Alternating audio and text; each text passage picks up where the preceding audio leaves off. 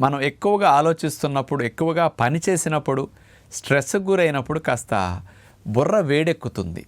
Brain సెల్స్‌లో temperature కాస్త ఉండవలసిన దానికంటే కాస్త హాఫ్ డిగ్రీ నుంచి 1 డిగ్రీ రైజ్ అయినప్పుడు ఆ టెంపరేచర్ తగ్గించుకోవటానికి, మళ్ళా బ్రెయిన్ సెల్స్‌ని నార్మల్‌గా చేసుకోవటానికి ఆవలింతలు వచ్చేస్తాయి.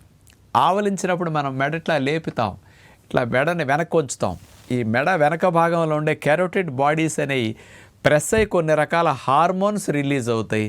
అలాగే ఆవలించినప్పుడు మనం ఎక్కువ గాలి నోటితో తీసుకుంటాం. దాని ద్వారా ఏమవుతుంది, మామూలుగా పీల్చే గాలి కంటే 1.5 రెట్లు ఎక్కువ గాలి లోపలికి వెళుతుంది.